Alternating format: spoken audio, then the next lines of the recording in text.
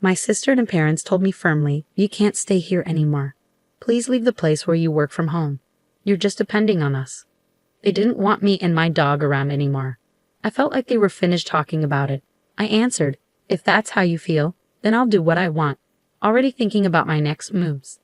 Let me tell you about myself. I'm Le, a 41-year-old woman who works as a freelance web designer.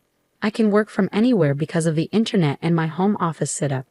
I like having my own space and being able to choose my own schedule, but things changed 5 years ago when my parents showed up at my house without warning. When they arrived, they started looking around and hinted at big changes. "Your house is big, Lisa," my mom said, glancing around. "It seems like we could live here too, especially with that spare room," my dad added. They seemed to think they could move in with me without even asking. But I never wanted to live with them, and I told them so. "Wait a minute. I don't want to live with you," I said, surprised by their suggestion. "What are you even talking about?" My dad got really mad and snapped back at me. "You've basically taken control of this house, claiming it was from your Uncle Michael, and now you're acting like it's yours. You're sinking pretty low." I tried to explain the truth, saying, "I didn't just take it. I talked to Uncle Michael, and he agreed to give it to me." But my parents were already set on moving in. They said, "Our old house is falling apart, and we can't stay there anymore." Since my mom didn't work and my dad's job didn't pay enough for big repairs, they felt like they had no choice but to move into the house Uncle Michael left me.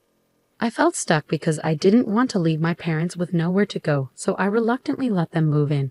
But once they were settled, they started making snarky comments. They teased me saying, "Hey, Lisa, you're in your 40s now. When are you going to settle down?" They always brought up my single status. I'd tell them I love my job and I'm happy with my life. But they and others kept worrying about my love life, thinking I should do what my sister did and get married. But my sister's married life wasn't all smooth sailing either. Still, I wasn't bothered by their comments. I kept telling them that I'm happy with how things are. But one time, my mom overheard our conversation and jumped in. "Don't talk about your sister like that. She's married and has a stable job," she interrupted. I defended myself, saying, "I might not be married, but I have a good job too." But my mom didn't buy it. She kept criticizing me, saying, "You're always on your computer. Are you even making money legally?" I stood my ground, saying, "I earn my money honestly through my work. You don't need to worry." My mom didn't like my answer and scolded me, saying, "How dare you talk back to me? You're nothing like your sister."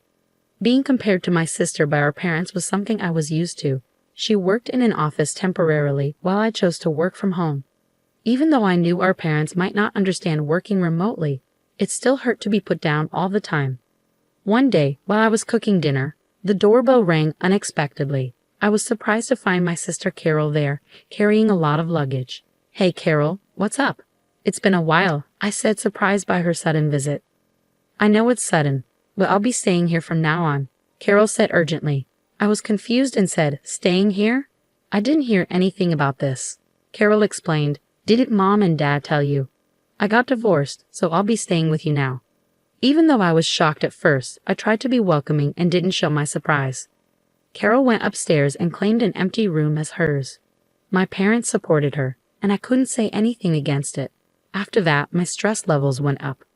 Carol, since her divorce, had quit her job and spent her time gossiping about me with our mom. "Mom, do you like this dress?" Carol would ask, showing off something she bought. "Oh, it's lovely, Carol. You look so pretty," Mom would say. Then Carol would turn to me and say, "What do you think? It's not something Lisa would wear, right?" They kept watching me closely and saying mean things, but I chose not to let it bother me. Even though I wanted to snap back at them, I didn't. I realized that if I reacted to their mean words, it would only make things worse. So I stayed strong and didn't let their teasing get to me. One day, I decided to focus on my own happiness no matter what others said. Then something amazing happened. My close friend got 4 cute puppies. This changed everything for me. When I saw those adorable pups, I instantly fell in love. I thought carefully and decided to adopt a tiny black Chihuahua from the litter. I named him Charlie. Charlie was full of energy and mischief, with big, shiny eyes and a tail that wagged like crazy whenever he saw me. I had always wanted a Chihuahua, and having Charlie with me brought so much joy, especially since I often worked from home. His company made my days much brighter. "I'm calling you Charlie from now on, okay?" "Woof." I told him, sealing our bond. I was so excited about bringing Charlie home that I didn't talk to my family about it. But it was my house, and I was the one taking care of Charlie, so I didn't think they would mind. When I introduced Charlie to my family, my parents and sister Carol weren't happy. They hadn't known I was planning to get a dog, and they didn't like the idea of potential dog smells in the house. They made it clear they weren't pleased. "We had no idea you were getting a dog," they said. "Don't dogs smell?" "I hate bad smells," someone added. "Lisa, how could you bring a dog home without talking to us first?" They scolded me. Despite their complaints, I stood my ground. It's my house, and I felt Charlie and I needed each other. Having him here makes me happy, and that's what matters, I said firmly. I hoped they'd soon see Charlie the way I did. I explained that Charlie wasn't just any dog, he was a gift from a friend. Plus, I was the one paying for everything Charlie needed, so they didn't really have a reason to complain. What I choose to have in my house is my choice. I added firmly, if you're not happy, you're welcome to leave. At first, they were clearly annoyed and upset. But within a few hours, something amazing happened. Charlie's cuteness won them over completely. They couldn't stop playing with him, saying things like, "Aren't you adorable? Are you moms, dads, or sissies? Look over here, sweetie." It was like their frustration had vanished. My whole family fell in love with Charlie, and his presence changed their attitudes completely. From then on, our house was filled with love for Charlie. Because of him, the tension between me and my family eased, and we had peaceful days together. But as life goes, something happened that disturbed our peace. While I was out running an errand, my sister Carol called me urgently. She sounded upset and said, "Come home now." Surprised by her urgency, I asked her what was wrong. She angrily explained over the phone. "It's not what happened, it's what Charlie did. He peed on my clothes. What if they smell?" I tried to reassure her, saying just wash them quickly, and they'll be fine. Plus, isn't it your fault for leaving your clothes on the floor? Carol shot back, "What? It's my fault. It's your lack of training that's the problem." I sighed, realizing it was a small issue. "Calm down, Carol. Charlie is still a puppy. If you take him for a walk, he won't go in the house." "Weren't you planning to walk him today? Did you actually do it?" I had planned to take Charlie for a walk later that day, but I didn't realize it would cause such chaos in my family. The problem was that I hadn't properly trained Charlie, our beloved dog, and now we were facing the consequences. When I got home, I could feel the tension in the air. My sister Carol was clearly angry and immediately confronted me. She had already told our parents about what happened, and they were also looking at me with disapproval as Carol's clothes lay on the floor, stained. Carol, upset, threw the dirty clothes at me. "You're paying for the cleaning," she said angrily. "Why should I pay?" I argued. "You didn't take him for a walk and left your clothes all over the floor." My parents quickly joined in, urging me to take responsibility. "Lisa, shouldn't you apologize to Carol?" they suggested. "This mess happened because of Charlie." As they continued blaming me, I couldn't help but defend Charlie. "Can't we cut Charlie some slack? Puppies make mistakes, just like babies," I argued. But my family was set on blaming both me and Charlie. "This is all because of that dumb dog," my sister snapped again. "Lisa, you're lucky you didn't get married. You probably couldn't even raise a kid properly." Her words stung, and I grew frustrated. "How can you say that?" I protested. "If you had taken him for walks and kept the house clean, none of this would have happened." My sister had had enough. She pointed at me and said, "I'm done with this." Things had gone from a simple pet accident to personal attacks, showing there were bigger issues within our family.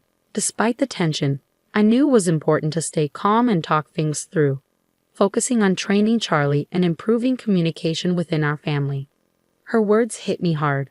"What?" I said, shocked. "Did you really just say that?" "I'm standing my ground," my sister said firmly. "We don't need someone like you here, wrecking our home," she continued, her words cutting deep, especially since she knew I didn't have a job at the moment. I was stunned. Didn't they realize I was the one paying the bills? As I stood there, shocked by my sister's hurtful words, even my parents sided with her. "You should leave, Lisa. Your presence only makes things worse," they said, echoing her sentiments. I couldn't take it anymore. "You're all bringing bad luck. Just go," we all shouted together, the tension thick in the air. "That's it. I've had enough," I finally said. "If this is how it's going to be, fine." With that, I took charge. I quickly packed my things and left the house with Charlie wrapped in a towel. Revenge crossed my mind, but I knew this wasn't the end. A few days later, as I expected, my sister called me in a panic. "Lisa, help. What's going on with the house?" she asked, sounding anxious. Intrigued by this new development in our family drama, I asked, "What happened? Why do we have to leave all of a sudden?" "We've been told to leave by the end of this month," she said, sounding stressed. It hit me hard, and I couldn't help but wonder if this was a lesson for my family about being more compassionate and understanding. "Why do we have to leave all of a sudden?" Carol asked, her voice shaking with confusion. "I've decided to sell the house," I told her firmly. Carol froze, clearly shocked. "You can't do that. It's not your decision," she said, trying to process what I'd just said. "The house officially became mine a month ago," I revealed, a fact I hadn't shared until now. "Uncle Michael gave it to me, and the title is in my name." "You're joking, Mike?" Carol's disbelief was clear. "Even if Uncle Michael transferred the title to you, you can't just sell the house like that." "I get your concern," I said, trying to reassure her. "But after you told me to leave, I talked to Uncle Michael. He confirmed that the house is mine now, Carol. He told me to do what I think is best and suggested I distance myself from the family as soon as possible." Carol was shocked, struggling to process this news. "Seriously," she muttered. As we talked, I suspected my parents might be listening in on the conversation. Sure enough, they soon chimed in. "Come on, Lisa, think about what you're doing.